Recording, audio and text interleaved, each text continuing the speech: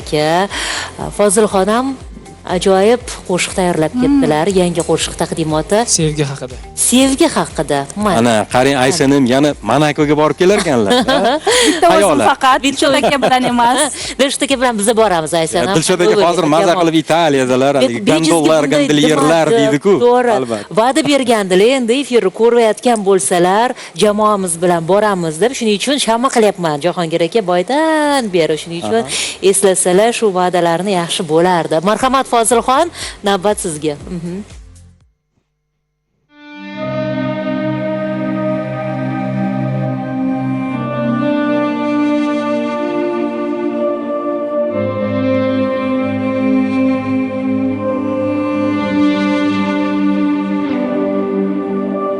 Men qolaman yana dard bilan, musibat bilan.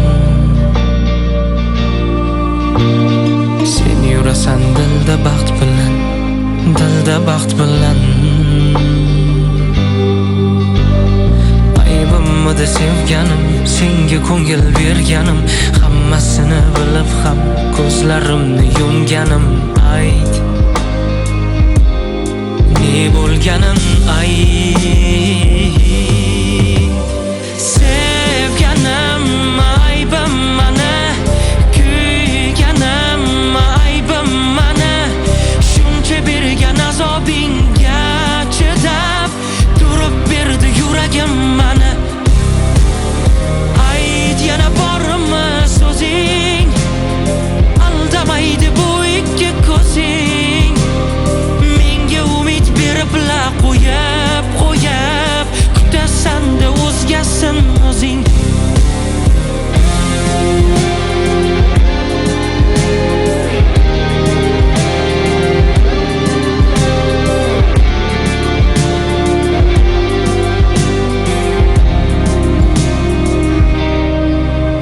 Azizim, o'zingni unutolsaydim, ovozing, so'zingni unutolsaydim.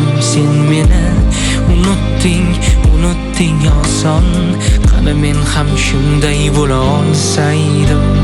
Sog'indim sevaman degan so'zing, ko'zimga sevgilab boqqan ko'zing. O'zligim unutdim hatto o'zim.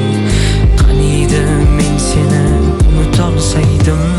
Sevganim aybim mana, kuyganim aybim mana.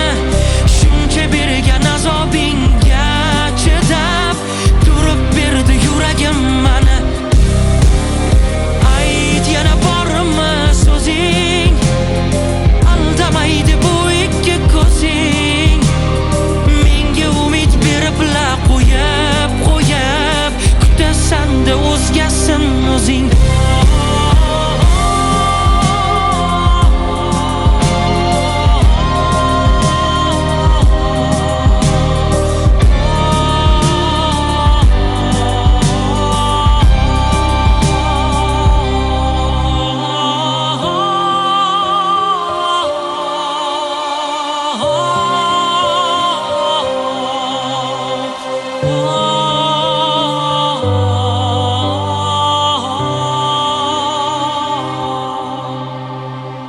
Rahmat. Ofarin, tasanno. Juda ham chiroyli qo'shiq. Endi bolalar yoshda Jahongir aka, Fozilxon. Endi aybim sevganimmi, aybim kuyganimmi? Albatta shunaqa bo'ladi. Sevgan odam qiynaladi, sevilgan mazza qiladi, porlaydi, lekin baribir nasib qilgani bo'ladi. Nasib qilgani bo'ladi. Endi sizmi nima qilsangiz ham to'ppa-to'g'ri.